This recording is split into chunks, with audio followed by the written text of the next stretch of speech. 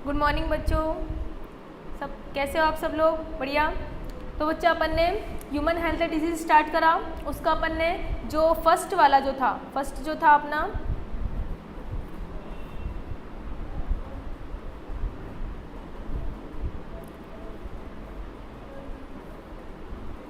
First जो था कि डिजीज कॉज बाय बैक्टीरिया, ये अपन ने कंप्लीट कर लिया था। ठीक है, पिछले लेक्चर में अपन इसे कंप्लीट कर चुके थे, है ना। और मैंने आपसे बोला था कि एक बार इसको पढ़ना और अगर आपको कोई डाउट हो तो पूछ लेना। ठीक है, तो आज अपन जो स्टार्ट करेंगे सेकंड वाला, कौन सा? डिजीज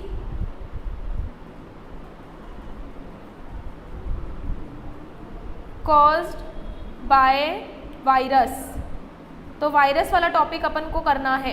ठीक है, इसके बारे में मैं आपको कुछ 2-3 टर्म्स बताऊंगी। विषाणु से जो फैलती है, जो भी डिजीज या रोग जो विषाणु से फैलते हैं, ठीक है, उनको आज अपन करेंगे, है ना। रोग पढ़ने से पहले मैं आपको कुछ 2-3 टर्म्स बताऊंगी जो आपके कंपटीशन पेपर में आता है। ठीक है, तो गुड मॉर्निंग। बहुत जल्दी आए तुम रघुवीर तुम बहुत जल्दी आए। एक टॉपिक तो ख़त्म ही हो गया। चलो कोई बात नहीं, है ना। स्टार्ट करते हैं आगे अपना लेक्चर, है ना। अब ध्यान से समझेंगे सब लोग। मैं आपको वायरस के बारे में पहले कुछ बेसिक टर्म बताऊंगी, उसके बाद ही मैं आपको डिजीज़ के बारे में बताऊंगी। सबके सब ध्यान से सुनेंगे, ठीक है। अच्छा, अब देखते जाना जो मैं लिखूँ। पहले मैं आपको जो क्या बोलते हैं वायरस के बारे में अच्छे से बताऊंगी। तो मैं यहाँ पर इसको मिटाकर वायरस लिख देती हूँ, ठीक है। हाँ चलो, तो अपन यहाँ पर हेडिंग डाल लेते हैं वायरस, यानी विषाणु।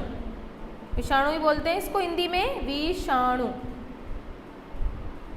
ठीक है, चलो तो अपन पहले मैं आपको 2-3 बातें बता देती हूँ जो आपके क्वेश्चन में पूछी जाती है। ठीक है, सभी को मेरी आवाज़ सही आ रही है? सभी को मेरी आवाज़ सही आ रही है ना? बताओ यस और नो, बोलो जल्दी फटाफट।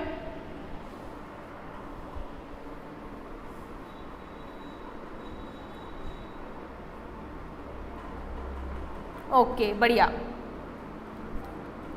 कनेक्टिव लिंक बिटवीन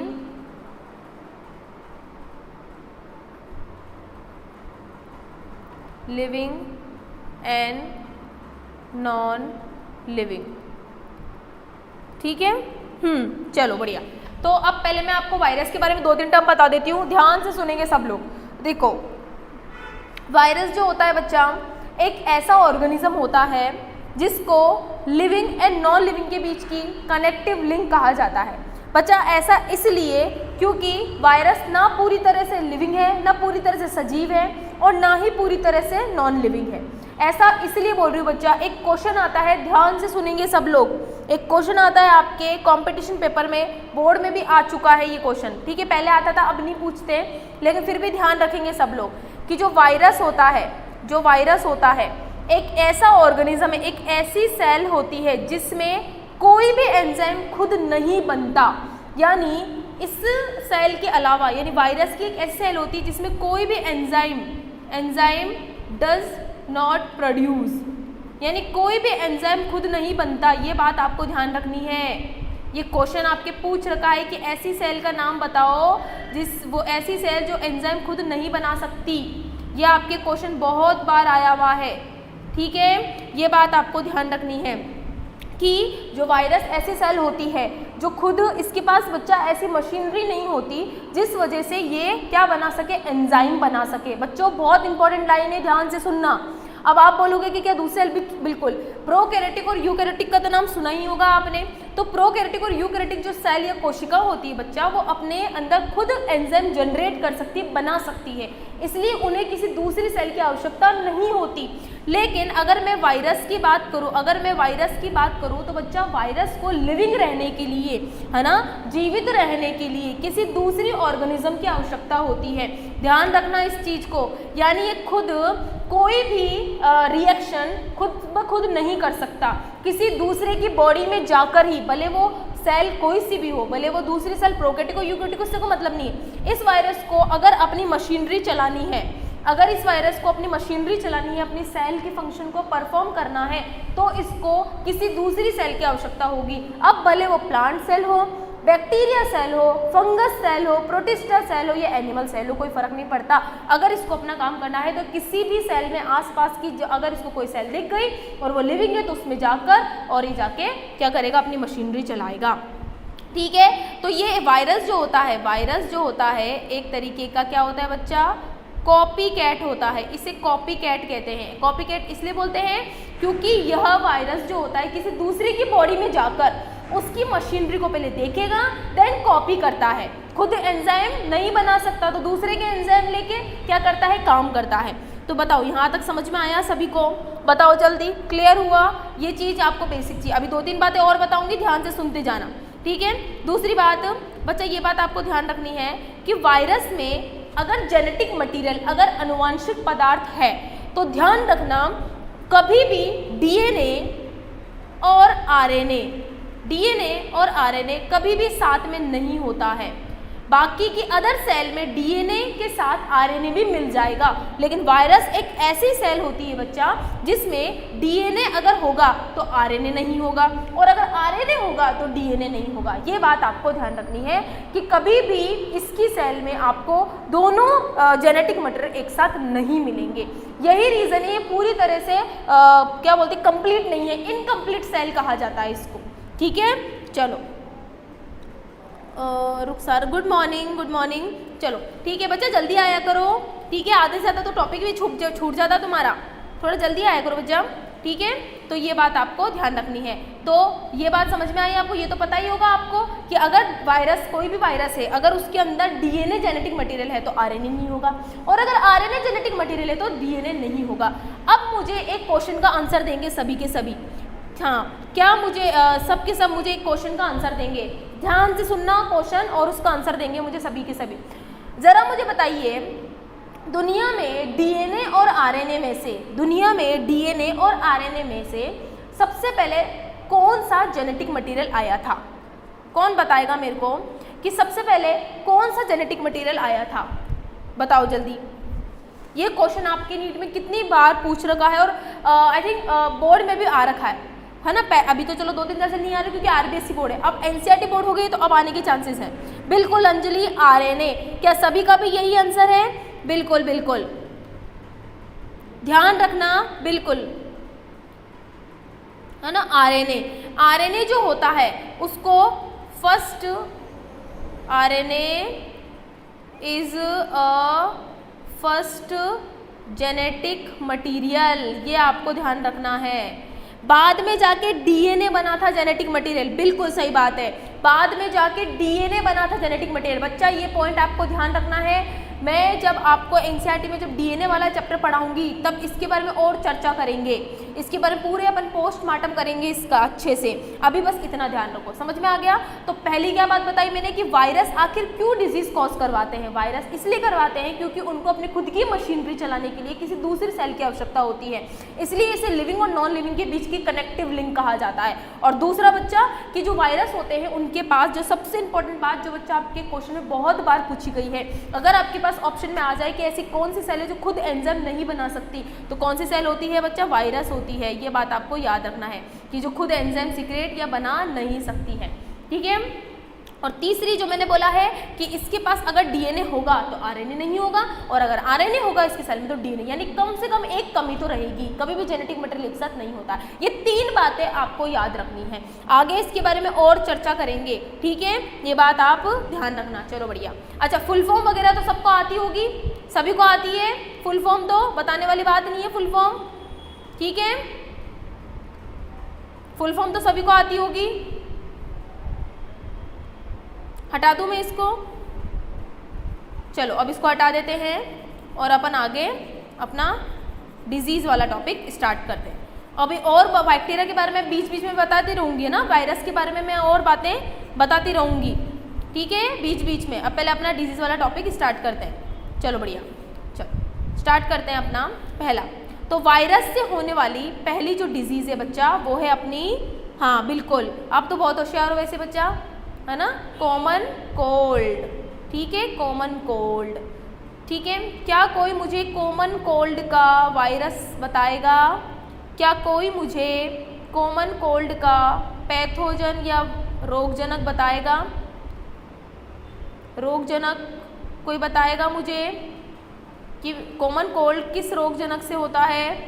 जल्दी बोलो, बताओ। क्या कोई मुझे कॉमन कोल्ड का पैथोजन का नाम बताएगा? जल्दी बताओ फटाफट, जल्दी बोलो। राइनो वायरस, बिल्कुल सही, राइनो वायरस, राइनो वायरस, बिल्कुल सही बोला बच्चा दीपाली, बिल्कुल सही, राइनो वायरस। रट लो बच्चा।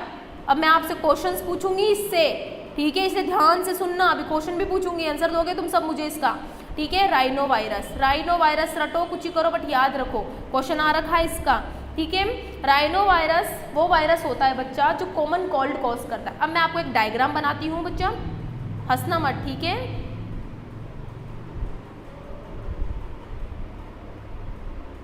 हंसना मत बस, तुम हंसोगी नहीं ना? हाँ, 1 सेकेंड, इसको थोड़ा सा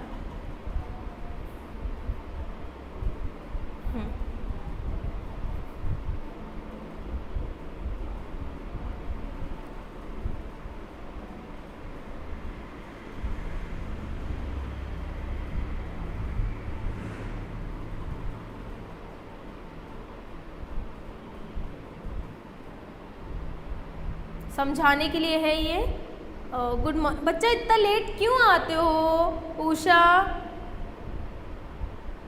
आधे से ज़्यादा तो टॉपिक ही निकल जाता है, समझाना ही नहीं रहता है। थोड़ा जल्दी, आप ही हंस रहे हो मैम, ओके, क्या कर रहे हो बच्चा? ऐसे डायग्राम में तो हंसी आ जाती है, कोई बात नहीं, तुम भी हंस लो, कोई दिक्कत नहीं है ना। चलो सुनो, ये क्या है अपने बच्चा? नोज़ है, आपकी नाक है, हाँ मैम है, हमारी नाक है ये तो, है ना। और ये क्या है बच्चा? नेजल चेम्बर यानी नासा गुहा। अब ध्यान से सुनना, एक मज़ेदार बात बताती हूँ आपको मैं, ठीक है। चलो बढ़िया। अब देखो क्या होता है बच्चा, सबसे पहले तो अगर मैं कॉमन कोल्ड की बात करूँ तो बच्चा ये इतना सीवियर नहीं है। सीवियर का मतलब होता है इतना घातक नहीं है, घातक नहीं है ये इतना, ये बात आपको ध्यान रखनी है। नॉर्मली ठीक हो जाता है, 1 हफ्ते 2 हफ्ते में ये ठीक हो जाता है, नॉर्मल हो जाता है। सभी को ही कॉमन कोल्ड होता है ना, सर्दियों के समय होता है, वगैरह वगैरह होती ही चीज़ें, है ना।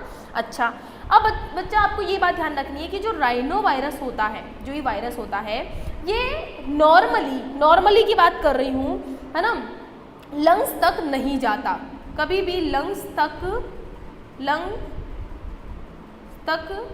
नहीं जाता, ये बात आपको ध्यान रखनी है। यानी ये हमेशा सिर्फ और सिर्फ इस अपर रेस्पिरेटरी ट्रैक्ट, ये सिर्फ यहीं पर ही डिजीज कॉज करवाएगा, लंग्स तक नहीं जाएगा। ये अपनी ट्रैकिया है ना, सिर्फ यहीं तक ही कॉज करवाएगा ये बैक्टीरिया, ये बात आपको ध्यान रखनी है। और बच्चा ये क्वेश्चन मैंने आपसे पूछा भी था जब मैं बैक्टीरियल पढ़ा रही थी, मैं यही क्वेश्चन आपसे पूछा था कि निमोनिया और कॉमन कोल्ड में क्या डिफरेंस होता है। तो निमोनिया में जो वो बैक्टीरिया होता है वो लंग्स में जाके इन्फेक्ट करता है, लेकिन कॉमन कोल्ड में जो वायरस होता है वो सिर्फ ऊपर वाला, ये क्या है अपना ट्रेकिया है। ट्रेकिया जैसा लग नहीं रहा लेकिन है, समझ लो बस, तो है ना, तो बस भावनाओं को समझो बस, ठीक है ना। तो ये ट्रेकिया में ही इन्फेक्शन करेगा। तो अब आपके दिमाग में क्वेश्चन आ रहा है कि मैम क्या कभी भी ये बैक्टीरिया, ये वायरस लंग्स में नहीं जाएगा? मैं आपसे एक सिंपल सा क्वेश्चन पूछती हूँ, क्या कभी भी ऐसा नहीं होगा कि ये वायरस लंग्स में चला जाए? पॉसिबिलिटी तो है, फिर भी बताओ चलो मुझे इसका आंसर। मैं बोल रही हूँ कि ये वायरस आपके नॉर्मली सिर्फ ऊपर वाले ट्रैक्ट में ही रहता है, ऊपर वाले रेस्पिरेटरी श्वसनी मार्ग में रहता है, ठीक है। अच्छा, तो ये कभी भी आपके लंग्स में नहीं जाती, बात मैंने बोला। लेकिन मैं आपसे एक सिंपल सा क्वेश्चन पूछ रही हूँ, क्या ऐसा कभी नहीं होगा कि ये वायरस आपके लंग्स में जाके इन्फेक्शन कॉज करे? बताओ इसका आंसर मुझे। क्या कभी ऐसा होगा कि ये वायरस आपके लंग्स में चला जाए? सोचो इस दिमाग को। बच्चा ऐसा केस आया था, याद रखना, बहुत ही रेयर केस में ऐसा देखने को मिला था, लेकिन मिला था ऐसा केस कि ये वायरस लंग्स में गया था और लंग्स में जाने के बाद निमोनिया कॉज कर दिया इस राइनो वायरस ने। ठीक है, ये बात आपको ध्यान रखनी है। तो क्या बोला मैंने कि बहुत ही रेयर केस में जब बहुत ज़्यादा डिजीज़ फैलती है और बहुत ज़्यादा आपको कॉमन कोल्ड है, बहुत ज़्यादा कफ आ रहा है, म्यूकस आ रहा है, खांस रहे हो आप, तो बच्चा जब इसकी तादाद बहुत ज़्यादा बढ़ जाए और आप है ना डॉक्टर को नहीं दिखा रहे हो, तो ये वायरस की जब तादाद बहुत ज़्यादा बढ़ जाती है बच्चा, तो ये लंग्स में भी एंटर कर सकता है, लेकिन बहुत ही रेयर केस में। और लंग्स में एंटर करने के बाद निमोनिया कॉज कर। अब क्वेश्चन क्या आया था, अब ये सुनो। क्वेश्चन ये था कि अगर कॉमन कोल्ड का वायरस लंग्स में चला जाए तो कौन सा रोग कॉज करेगा, यानी कौन सा रोग दर्शाएगा। तो बच्चा ध्यान रखना, कौन सा दर्शाएगा, निमोनिया। कहाँ गया, ठीक है, तो कौन सा कॉज दर्शाएगा, निमोनिया दर्शाएगा। अब आप बोल रहे होंगे कि मैम निमोनिया तो आपके क्या बोलते हैं बैक्टीरिया से होता है, तो फिर वायरस से कैसा हो गया। बच्चा मैंने आपको सिर्फ कंडीशन बताई है, सबके सब कंफ्यूज नहीं होंगे कि मैंने आपको ये नहीं बोला था कि यही बैक्टीरिया निमोनिया कॉज करेगा, मैंने बोला था ये बैक्टीरिया निमोनिया करता है, लेकिन मैंने ये नहीं बोला था कि यही करेगा, दोनों में अंतर होती है। तो बस मैं आपको ये चीज़ बता रही, ये कैसे हो सकता है बच्चा, होता है सिम्टम सेम हो। बच्चा निमोनिया के सिम्टम क्या थे, है ना, निमोनिया के सिम्टम क्या थे, बताओ निमोनिया के सिम्टम क्या थे, कि भाई ऑक्सीजनेटेड ब्लड नहीं जा पा रहा था, म्यूकस बन गया था, बस वही सिम्टम ये वायरस भी दर्शाएगा, वही सिम्टम ये वायरस भी दर्शाएगा। तो बस हो गया। चलो मैं आपको एक एग्जांपल और बताऊंगी। पहले बताओ यहाँ तक समझ में आया नहीं आया सभी को, बताओ। जो मैंने आपको बेसिक चीज़ें बताई हैं वो समझ में आया नहीं आया। ये आपके एम्स में पूछा गया था क्वेश्चन कि अगर कॉमन कोल्ड का वायरस आपके अगर लंग्स में चला जाए तो कौन सी कौन सा डिजीज़ या कौन सा रोग करता है। तो आप बता सकते हो निमोनिया। पहले बताओ यहाँ तक सभी को समझ में आया, सबके सब बोलो यस मैम, जल्दी बोलो फटाफट, फिर मैं आगे आपको एक और चीज़ समझाती हूँ।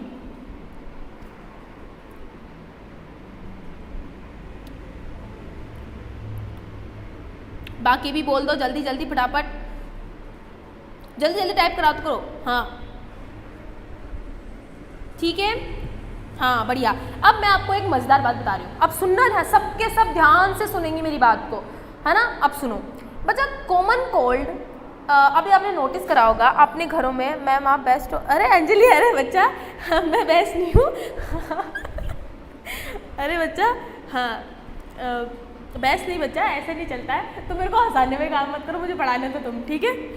सुनो मेरी बात को ध्यान से सुनो, ठीक है, सुनो। देखो मिट गया तुम्हारे चक्कर के चक्कर में, मेरे ये मिट गया, ठीक है। अब सुनो, हाँ देखो अब क्या होता है, अब मैं आपको एक बात बताती हूँ। कभी आपने नोटिस करा होगा कि मैम कि चलो कॉमन कोल्ड नॉर्मली हो जाता है, अच्छी बात है। कभी आपने नोटिस करा है, आपके दिमाग में क्वेश्चन भी आ रहा होगा और आपके साथ होता भी होगा, इवन मेरे साथ भी होता है, सबके साथ होता है कभी ना कभी, कि आपको साल भर में एक महीने में, मतलब मान लो कि एक महीने में एक बार हो गया, फिर उसी महीने में दूसरी बार जुकाम हो गया, फिर उसी महीने में तीसरी बार कॉमन कोल्ड हो गया, और उसी महीने में 4 महीने 3 से 4 बार आपको है ना एक ही महीने में कॉमन कोल्ड होता रहता है, ठीक है, एक ही महीने में कॉमन कोल्ड होता रहता है। अब मेरा एक क्वेश्चन है आपसे, अब मैं आपसे एक क्वेश्चन पूछती हूँ, ऐसा क्यों हुआ, ऐसा क्यों हुआ कि एक महीने में आपको 3 से 4 बार आपको कॉमन कोल्ड होता गया।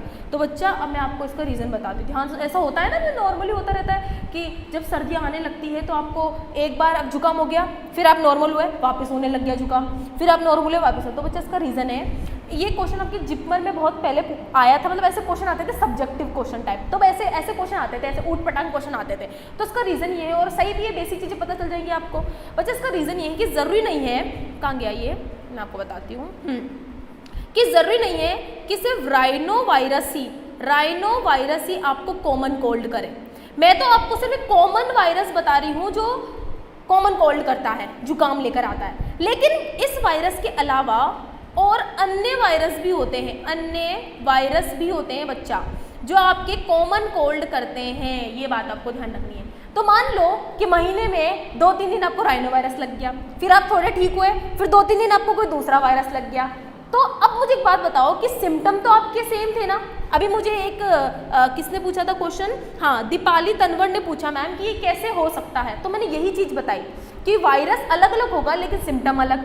सेम ऐसा मैंने बताया निमोनिया के लिए कि निमोनिया कॉज करता है बैक्टीरिया, लेकिन मैंने ये भी बताया कि निमोनिया आपके कॉमन कोल्ड वाला वायरस भी कर सकता है। तो अब आपने पूछा मैम कैसे, तो मैंने यही तो बोला कि अगर सिम्टम सेम होंगे तो डिजीज़ तो वही हो जाएगी। तो बस वही वाली बात है, ठीक है। तो ये चीज़ मुझे आपको समझानी थी। खैर ये बेसिक चीज़ थी। अब ध्यान रखना, तो अगर कभी भी ऐसा होता है तो ज़रूरी नहीं है कि सेम वायरस हो, अगर ठीक भी हो जाते हैं। बहुत सारे ऐसे वायरस की स्पीशी और जातियाँ होती है बच्चा, जो एक ही तरीके के सिम्टम की डिजीज़ शो करती है। ज़रूरी नहीं है कि सिर्फ एक ही वायरस जो अपन पढ़ रहे हैं कि ऐसा कुछ भी नहीं है। 100% श्योर आज तक कोई भी नहीं हो सका। क्लियर? तो ये बात आपको ध्यान रखनी है। अच्छा, अब अपन बात करते हैं इसकी सिम्टम की, ठीक है। इसकी सिम्टम की बात करते हैं। तो अगर इसके लक्षण की बात करें तो अब आपको पता है आपको क्या होगी, खांसी जुकाम होगी। अब देखो खांसी जुकाम मुझे लिखना नहीं आ रहा, तुम देख लेना ना। आपको कफ होगा, है ना, कफ के साथ साथ आपको खांसी होगी। खांसी को कैसे लिखते हैं, खांसी कफ होगा, म्यूकस निकलेगा बाहर, ठीक है। म्यूकस के साथ साथ आपको स्नीजिंग, छींकें आएंगी, ये तो पता है ना आपको, नॉर्मल सिम्टम आपको पता है। इसके साथ साथ आपको थोड़ा बहुत फीवर होगा, है ना। देखो मैंने आपको एक चीज़ बताई थी कि fever is a common symptom, बात करी थी अपन ने। फीवर एक कॉमन सिम्टम है, बुखार आना एक सामान्य लक्षण होता है, तो तुम हर किसी में चेक कराना।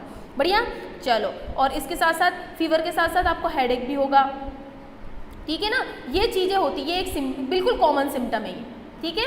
तो ये बात आपको ध्यान रखनी है, ठीक है। तो बताओ कॉमन कोल्ड समझ में आ गया? बताओ। अच्छा हाँ, इसका क्योर कुछ नहीं है बच्चा। अगर आप दवाई भी नहीं लेते हो तो 3-4 दिन में नॉर्मली ठीक हो जाता है। अगर आप दवाई भी नहीं लेते हो तो 3-4 दिन में नॉर्मली ठीक हो जाएगा। लेकिन ना एक बात और ध्यान रखो, अगर जुकाम 7 दिनों से या 8 दिनों से बहुत ज़्यादा ही आपके फैलता है तो बच्चा डॉक्टर को जरूर कंसल्ट करो। ये मैं आपको एक सलाह दे रही हूँ, ठीक है। बाकी 3-4 दिनों में नॉर्मल कॉमन कोल्ड ठीक हो जाता है, ठीक है। क्योंकि आपकी बॉडी खुद म्यूकस सीक्रेट करती है जो इस चीज़ को नहीं पनपने देती, ठीक है। आपकी बॉडी खुद अवेयर है इस चीज़ के लिए। चलो बढ़िया। तो बताओ कॉमन कोल्ड समझ में आ गया सभी को?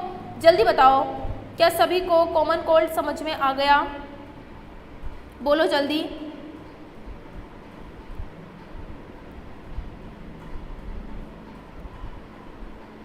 जल्दी बताओ।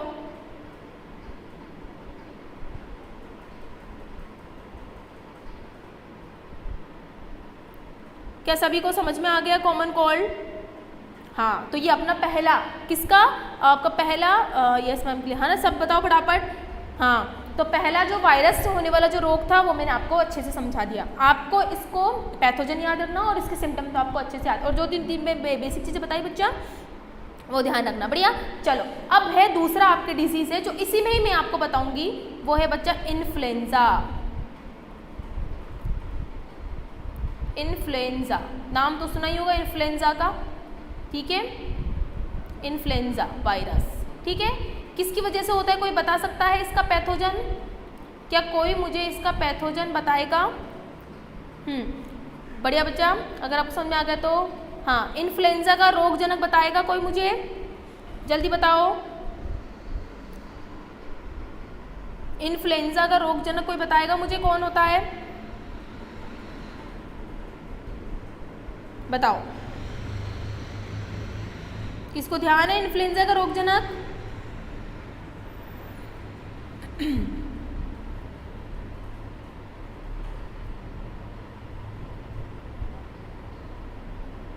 चलो मैं लिख देती हूँ। इसका जो पैथोजन और रोगजनक होता है ना बच्चा, वो होता है अपना ऑर्थोमिक्सो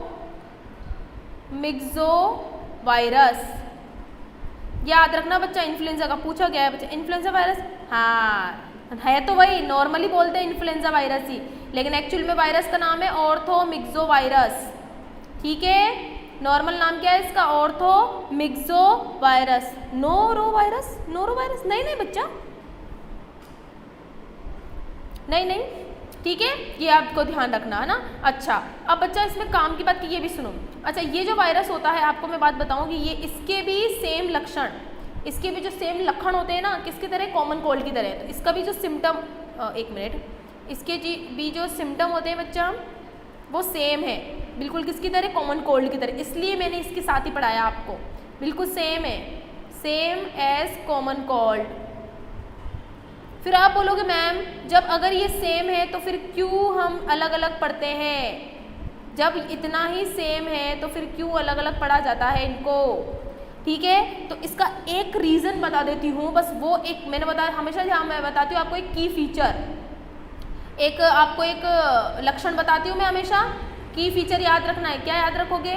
कि बच्चा आप जानते हो ना फ्लैग्म बलगम, मतलब जब खांसते हैं तो बहुत ज़्यादा खांसी होती है, बहुत ज़्यादा कफ जब होता है तो बलगम बाहर नहीं निकलता है ना, जो मतलब एक बहुत ही चिपचिपा पदार्थ होता है जिसको अपन बच्चा हिंदी में बोलते हैं फ्लैग्म, फ्लैग्म बोलते हैं, बलगम को बोलते हैं अपन फ्लैग्म बोलते हैं। तो इस डिजीज़ में अगर किसी व्यक्ति को इन्फ्लुएंजा हो गया तो जो फ्लैग्म होगा ना ये बहुत ही डार्क कलर का निकलता है, डार्क ब्लूइश कलर का निकलता है ये बहुत। तो इससे हम पहचान जाते हैं कि भाई उसको इन्फ्लुएंजा है, ठीक है, याद रखो तो ठीक है, बट प्लीज़ बच्चा इसका पैथोजन ध्यान रखना, क्वेश्चन आता है, इसका रोगजनक ध्यान रखना, क्वेश्चन यहाँ से पूछ लेते हैं, ठीक है। तो बस इसका की फीचर ये है कि जो इसका बलगम बाहर निकलता है ना, मतलब कफ करके बाहर अपन निकालते हैं ना, तो वो इसका बहुत ही डार्क कलर का होता है, तो हमको पहचान जाते हैं, हम इसका पहचान जाते हैं कि भाई हाँ ठीक है इसको इन्फ्लुएंजा है, क्लियर। बाकी इसका सिम्टम ये भी नॉर्मली ठीक हो जाता है, ज़्यादा फैलता नहीं है, ये भी आपके अपर रेस्पिरेटरी ट्रैक्ट में रिलेटेड होता है बच्चा, ज़्यादा ये फैलता नहीं है, कॉमन कोल्ड की तरह है। तो आपको कॉमन कोल्ड के बारे में बताया जितना ध्यान रखना, और इन्फ्लुएंजा का सिर्फ रोगजनक ध्यान रखना है, बताओ, ठीक है। तो ये आपकी 2 डिजीज़ कंप्लीट हो गई है ना। अब अपन आगे एक स्लाइड ले लेती हूँ मैं, हाँ, तो नेक्स्ट स्लाइड में अपन बात करते हैं तीसरी बात करेंगे सबसे इम्पॉर्टेंट। अब ये तो आप ही बताओगे मेरे को, ये आरबीएससी वाले बताएंगे ये सब मेरे को, जितने भी आरबीएससी वाले हैं ये, जिनके पास आरबीएससी वाली बुक थी वही बताएंगे मेरे को अब इसके बारे में।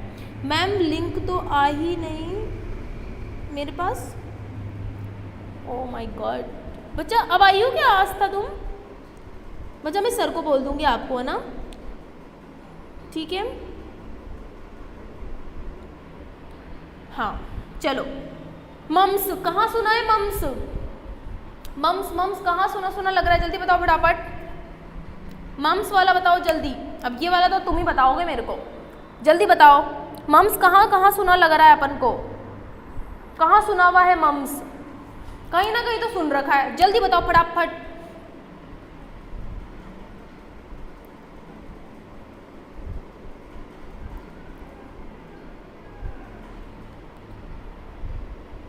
बताओ जल्दी, मम्स कहाँ सुना हुआ लग रहा है, और इसका रोगजनक भले ही मत बताओ, लेकिन बताओ ये कहाँ सुना हुआ है, किससे रिलेटेड है, ये कहाँ है, ये कहाँ से आता है, ये बताओ, ध्यान है। चलो मैं बता देती हूँ, पहले तो इसका रोगजनक, इसका पैथोजन, सबसे पहले सब के सब इसका पैथोजन ध्यान रखेंगे, ये क्वेश्चन आपके नीट में भी पूछा गया है बहुत बार, ठीक है, पैथोजन, ठीक है। दीपाली मैम एकेडमिक पर नहीं नहीं नहीं नहीं नहीं नहीं बिल्कुल नहीं बच्चा, दीपाली नहीं बच्चा, ये नहीं है, मैं बता देती हूँ, पहले मैं इसका पैथोजन लिख दूँ, मैं पहले इसका पैथोजन लिख रही हूँ, पैरामिक्सोवायरस, ये है इसका पैथोजन, ठीक है, पहले तो इसका पैथोजन ध्यान रखेंगे, बिल्कुल हाँ ये है वो दीपाली, ये बिल्कुल पैराटाइड ग्लैंड, बिल्कुल सही। अच्छा अब सुनो मेरी बात, पहले तो ये रोगजनक हो गया, ठीक है। अच्छा अब इसके साथ सुनो, मम्स को इन्फेक्शियस, अब ध्यान से सुनेंगे सबके सब,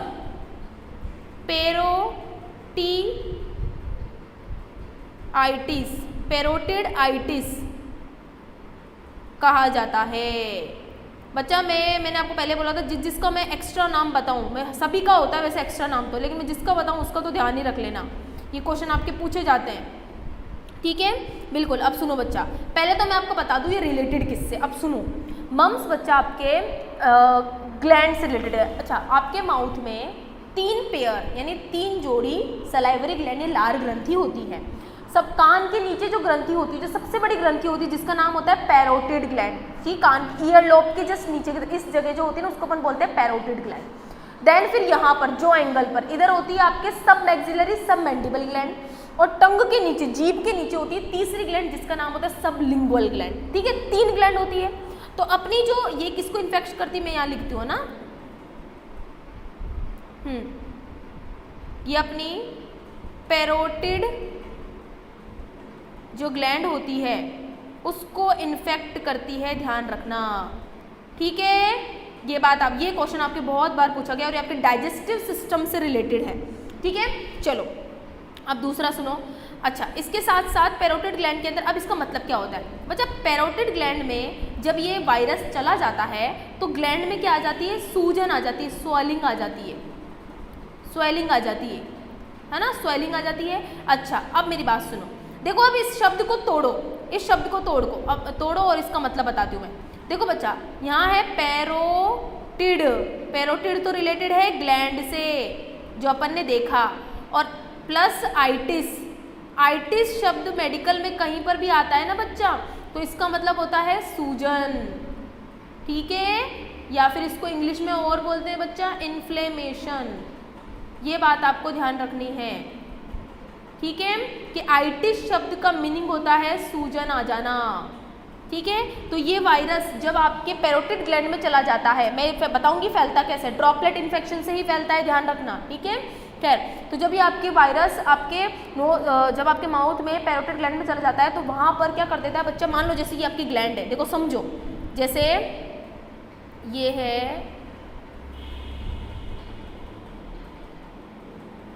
प्रैक्टिकल देना पड़ता तुम लोगों को,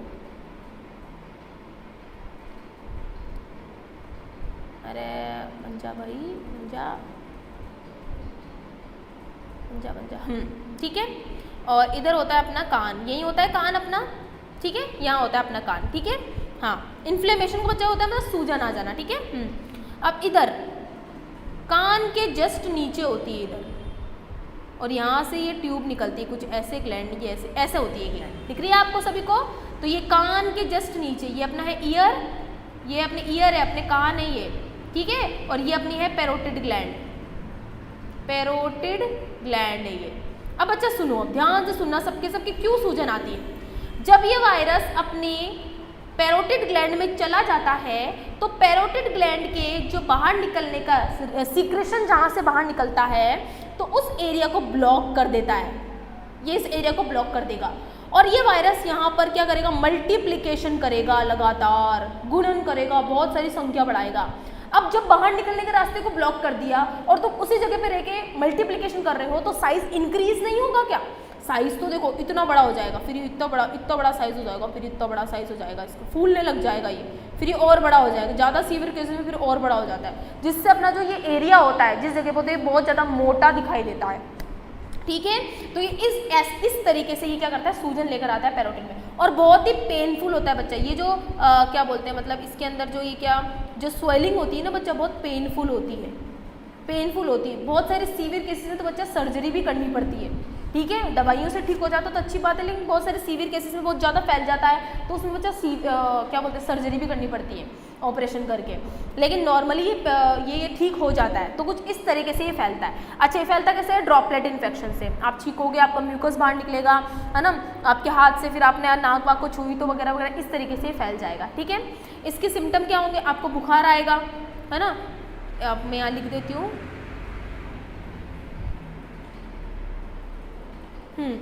इसके सिम्टम क्या होते हैं बच्चा, है ना, आपको हाई फीवर आएगा, इसके साथ साथ आपके यहाँ पर बहुत ज़्यादा पेन फील होगा, कहाँ पर, आपके इसको क्या बोलते हैं, बिलो ईयर लोब, यानी कान के ये पाली होती है ना जस्ट इसके नीचे, है ना, कान की जो पाली होती है ना वहाँ बहुत ज़्यादा पेन फील होगा बच्चा, ठीक है, बहुत ज़्यादा पेन होता है, अच्छे से खाना भी नहीं खा सकता इंसान। उसके साथ साथ ये बैक्टीरिया जो होता है बच्चा आपके लंग्स में भी एंटर कर जाता है कभी कभी, ज़्यादा सीवियर केसेस में, तो आपको कफ आएगी, कफ आ सकता है, म्यूकस बाहर निकलेगा, ठीक है ना, आपको खांसी जुकाम होगा, आपको स्नीजिंग आएगी, जब तो फैलेगा ये, जब ये सब लक्षण नहीं होंगे तो फिर फैले, अगर ये सारे लक्षण नहीं होते तो फैलता कैसे, ठीक है। तो ये था आपका पैरोटिड ग्लैंड। तो बच्चा ध्यान रखना है किससे, पैरोटिड ग्लैंड। अच्छा, मैं अभी एक और बात बता देती हूँ, ज़्यादा इसके ऊपर बात नहीं करूँ, फिर एक बात बता देती हूँ। पैरोटिड ग्लैंड ऐसी ग्लैंड होती है जो आपके तीनों ग्लैंड में से सबसे बड़ी ग्लैंड होती है, सबसे लार्जेस्ट ग्लैंड होती है, ध्यान रखना, ठीक है, सबसे लार्जेस्ट ग्लैंड होती है, सबसे बड़ी ग्रंथि यानी सबसे बड़ी सलाइवरी ग्लैंड होती है, ध्यान रखना इस बात को, समझ में आ गया, ये बात आपको ध्यान रखना। तो ये था अपना मम्स। तो क्लियर हुआ सभी को, बताओ जल्दी। इसका इंक्यूबेशन पीरियड बच्चा इंपॉर्टेंट नहीं है, फिर भी बता देती हूँ, 12 से 26 दिन, 12 से 26 दिन लग जाते हैं इन्फेक्शन होने के बाद, आपको पता चलेगा कि भाई आपकी बॉडी में ये वायरस चला गया है, ध्यान रखना इसको, इंपॉर्टेंट नहीं है इसलिए मैंने नहीं लिख पाया है। मैंने आपको पहले बोला था जिसका काम का होगा उसी का ही बताऊंगी, देन नहीं बताऊंगी। तो बताओ यहाँ तक समझ में आया सभी को? जल्दी बोलो, यहाँ तक क्लियर हुआ बच्चों? जल्दी बताओ बच्चों।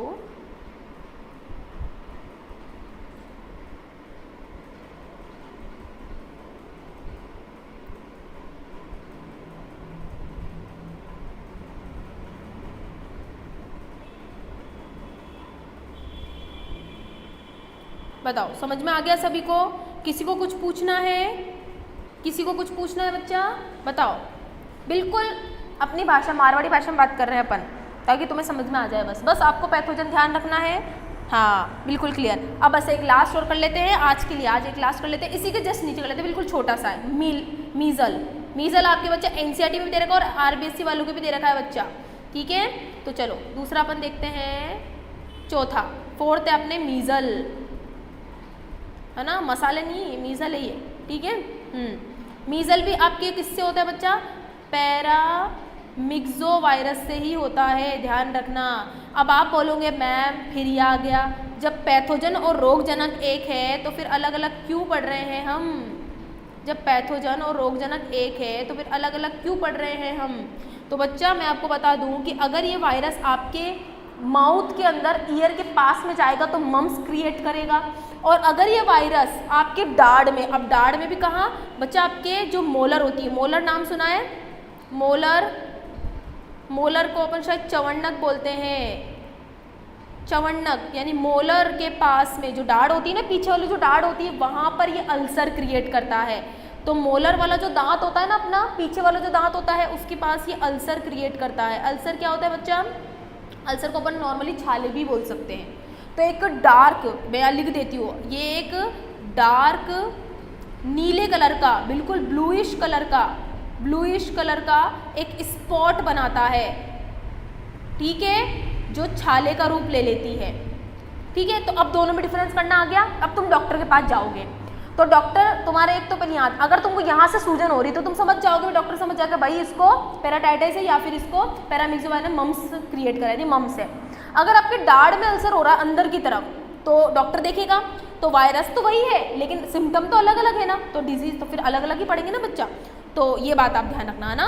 तो क्या हो जाता है, जो अपनी मोलर, जो दाढ़ होती है ना, दाढ़ मोलर वाली, उसके पास में एक डार्क कलर का, ब्लूइश कलर का स्पॉट बन जाता है, इसको अपन अल्सर भी बोलते हैं बच्चा, है ना। तो वो ये क्रिएट कर देता है। ज़्यादातर सीवियर केसेस बच्चे जब ये ज़्यादा बढ़ जाते हैं बैक्टीरिया, तो ये अपनी ना रेस्पिरेटरी जो ट्रैक्ट होती है ना, रेस्पिरेटरी ट्रैक्ट जैसे ट्रेकिया हो गया, फेरिंग्स हो गया, तो वहाँ पर भी जाकर ये अल्सर को क्रिएट कर देते हैं, है ना। तो अगर पैरोटिड में जाएगा तो मम्स क्रिएट करेगा, और आपके दाढ़ के अंदर यही किसका की फीचर है बच्चा? मोलर वाला, गया है ना। हाँ, यही एक इसका की फीचर है कि मीजल्स का एक ये बात याद रखना, यही किसका की फीचर है कि ये मोलर वाली जो दाढ़ होती है ना, वहाँ पर अल्सर क्रिएट कराता है। जब भी अपन पहचान सकते हैं बच्चा, सिम्टम सेम रहते हो तो फिर अपन को दिक्कत नहीं होती, लेकिन ये बात ध्यान रखना। तो ये बात आपको ध्यान रखनी है, समझ में आ गया? तो ये इसका की फीचर। तो मीजल में आपको याद रखना है कि मीजल और मम्स में कॉमन क्या है, दोनों का वायरस सेम है लेकिन लक्षण अलग अलग है। इसमें भी आपको बहुत ज़्यादा पेन होता है, ऑब्वियसली बात है बच्चा, बहुत ज़्यादा यहाँ पर आपको पेन फील होगा। पेन कहाँ होता है? दाढ़ में होता है। उसके साथ साथ आपको फीवर तो सब जगह आता है बच्चा। फीवर तो मैंने आपको पहले ही बोला है कि अगर आपकी सेल को, आपकी बॉडी को लगता है कि भाई कोई बैक्टीरिया वायरस आपकी बॉडी में चला गया, तो भाई फीवर तो आना नॉर्मल है। ये बात मैं आपको बता चुकी थी, फीवर एक वरदान है आपकी बॉडी के लिए। टेम्परेचर हाई करना मतलब बैक्टीरिया वायरस को किल करने के बराबर होता है, ठीक है, इसलिए होना जरूरी होता है। समझ में आया? सेम ये वायरस भी किसकी तरह फैलेगा? ड्रॉपलेट इन्फेक्शन से फैलता है। आप छींकोगे, म्यूकस बाहर निकलेगा, सलाइवा बाहर निकलेगा। अच्छा, एक साथ और बता दूं, आपकी आंखों से जो टीयर निकलेंगे उससे भी फैल सकता है, ध्यान रखना। बुक में लिख रखा है, इसको पढ़ लेना। क्लियर? तो ये था अपना मीजल वाला। तो अपन ने आज 4 डिजीज पढ़े, रोग पढ़े, ठीक है। अपन ने 4 रोग पढ़े आज, जिसमें से पहला अपन ने पढ़ा था, हाँ, जिसमें से पहले अपन ने पढ़ा बच्चा कॉमन कोल्ड के बारे में पढ़ा। उसके बारे में पढ़ा अपन ने इन्फ्लुएंजा के बारे में पढ़ा, ठीक है, अच्छे से देखा अपन ने, है ना। और मैं डिटेल में उसी के बारे में बताऊंगी जिसमें आपके ज़्यादा क्वेश्चन आते हैं, ठीक है, ध्यान रखना। बाकी जिसका सिर्फ पैथोजन और रोगजनक ध्यान रखना है, उसके बारे में मैं आपको सीधे सीधे बताऊँगी, ज़्यादा टाइम वेस्ट नहीं करेंगे। जो मेन टॉपिक है उस पर ज़्यादा ध्यान देंगे अपन। फिर अपन ने, है ना, फिर अपन ने देखा, हाँ, मम्स वाला देखा अपन ने। फिर अपन ने तीसरा देखा मम्स, है ना। मम्स क्यों ऐसा होता है, जो 2-3 बातें बताइए। आइटिस शब्द किसी के भी नाम के पीछे लग जाए उसका मतलब होता है सूजन, इन्फ्लेमेशन, ठीक है। और फिर बाद में अपन ने देखा मीजल्स। तो मीजल्स में मैंने आपको 2-3 बातें बता दी, ये भी इसी की वजह से होता है। बुक में दे रखा है बच्चा, ये ध्यान रखना ना ये बात है। तो आरबीएसई वालों की बुक में तो सारी डिजीज दे रखे हैं। सीबीएसई वाला जो एनसीईआरटी वाले बच्चे हैं बच्चा, उनमें दे सभी के नाम रखे लेकिन सिर्फ समझा एक का दुक्का के रखा है, लेकिन नाम सबके दे रखे हैं। अब क्वेश्चन कैसे आता है, एक बार ये कंप्लीट हो जाने दो, फिर मैं आपको क्वेश्चंस करवाऊंगी इसके। कोशिश करेंगे कल तक वायरस वाला कंप्लीट करें, कोशिश करेंगे कल तक वायरस वाला कंप्लीट करें, देन अपन क्वेश्चन की बात करेंगे। तो बहुत दिन हो गए मेरे को अब क्वेश्चन बताने हैं आपको इसके, तो क्वेश्चन को मैं आपको समझाना चाहती हूँ, क्वेश्चन करवाना चाहती हूँ मैं आपको, ठीक है। तो बताओ समझ में आया आज का लेक्चर, सभी को समझ में आया नहीं आया, पहले तो ये बताओ, जल्दी बोलो फटाफट, ठीक है। क्लियर हुआ, किसी कुछ पूछना है? देखो बच्चा मैं फिर बोल रही हूँ, फिर मैं पूछूंगी जब आपके डाउट सेशन की बात हो गई। मैं मीजल्स, सेम, रूबेला, हाँ बिल्कुल बिल्कुल बिल्कुल, ये मैं, हाँ ये का ना, हाँ मैं यहाँ लिख देती हूँ, 1 मिनट यहाँ लिख देती हूँ। बिल्कुल सही बोला रघुवीर, क्यों इसी को ही रूबियोला भी कहते हैं, मीजल्स को रूबियोला इन्फेक्शन डिजीज भी कहते हैं, बिल्कुल सही बोला है ना। हाँ ये बात बिल्कुल सही है कि मीजल्स को रूबियोला डिजीज भी कहते हैं, रूबियोला वायरस से नाम से भी जाना जाता है, ठीक है। हाँ यस मैम, बिल्कुल ठीक है। अच्छा ठीक, क्लियर हो गया सभी को? बताओ समझ में आ गया?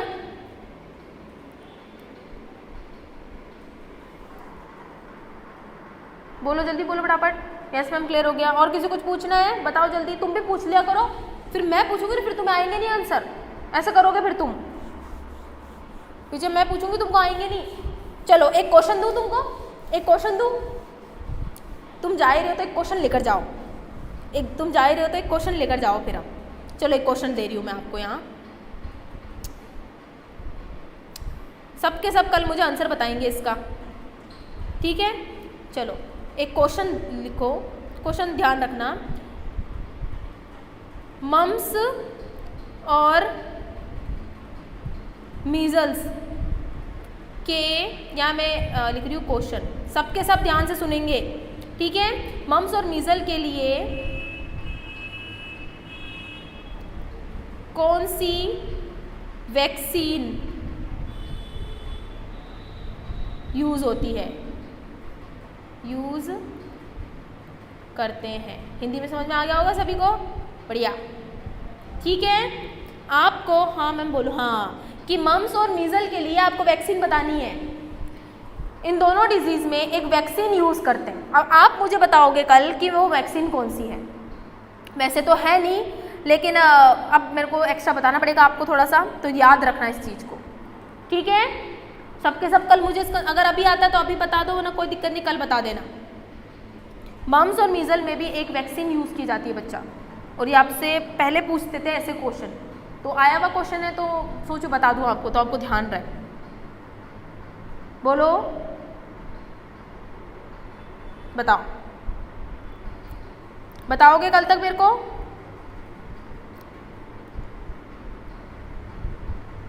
ठीक है, चलो तो अपन इस लेक्चर को एंड करते हैं। कल अपन वापस से वायरस वाला टॉपिक, कोशिश करेंगे कल वायरस वाला टॉपिक कंप्लीट हो। हाँ बच्चा रूबेला, हाँ ये वही है, रूबियोला है ना, हाँ मीजल्स को। बट मैं जब वैक्सीन पूछ रही हूँ, इंजेक्शन कौन सा लगता है, वैक्सीन कौन सी लगती है, ठीक है। कल तक आप बताना आराम से, कोई दिक्कत नहीं है, आराम से देखना। MMR टीपा कहाँ से टीपा रघुवीर, कहाँ से टीपा, सही से बता, कहाँ से टीपा रघुवीर, सही से बताना। बिल्कुल सही MMR, बिल्कुल सही MMR। अब ठीक है, अब इसके बारे में मैं आपको कल बताऊंगी, ठीक है। MMR के बारे में कल चर्चा करेंगे, थोड़ा सा बड़ा है टॉपिक, ठीक है। चलो ma'am for today thanks, okay ठीक है, चलो ओके बच्चा, ओके चलो कल मिलते हैं। मीजल, मम्स एंड रूबेला, बिल्कुल सही है, बिल्कुल सही है दीपाली, कल इसके बारे में बिल्कुल सही आंसर दिया, कल इसके बारे में अपन चर्चा करेंगे, ओके चलो।